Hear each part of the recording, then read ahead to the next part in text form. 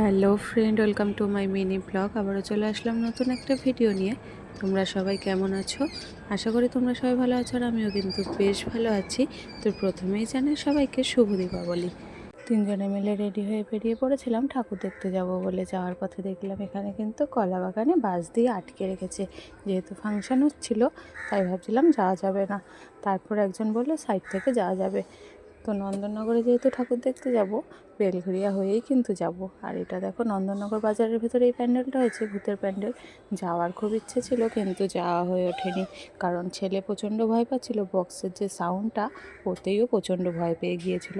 নন্দননগরে এই প্যান্ডেলটা প্রথম দেখে আমরা চলে গিয়েছিলাম নন্দননগর ঝিলের মাঝখান থেকে একটা নতুন রাস্তা হয়েছে, সেই রাস্তা ধরে ওপারে।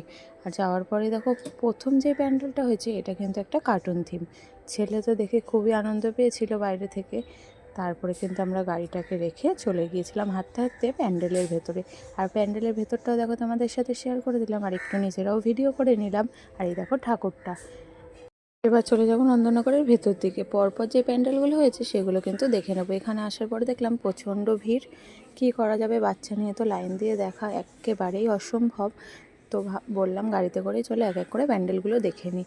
তারপরে কিন্তু দেখো, এই প্যান্ডেলটা আর এই প্যান্ডেলটা, এই প্যান্ডেলগুলো কিন্তু এক এক করে দেখে নিলাম। আর রাস্তায় কিন্তু দেখা হয়ে গেল আমার বোনের সাথে। তারপর প্যান্ডেলগুলো দেখে আমরা চলে গেলাম বাদামতলা ধরে বেরেস্তায়। ছেলে বলছিল যেহেতু মোমো খাবে, তার জন্য কিন্তু বেরেস্তায় চলে এসেছি। আর এখানে কিন্তু ছোট্ট খাবার অর্ডার দিয়ে দিয়েছে। আর দেখো, খাবার কিন্তু চলে এসছে। এখানে আমরা নিয়েছিলাম গন্ধরাজ মোমো আর ফিশ ফ্রাই। এবার আমরা এখানে খাওয়া দাওয়াটা কমপ্লিট করে নিলাম। খাওয়া দাওয়া আমাদের কমপ্লিট, আর ছোট্ট কিন্তু টাকাটা দিয়ে চলে আসলো। এবার চলো যাওয়া যাক। এবার আমরা চলে যাব বাড়ির দিকে।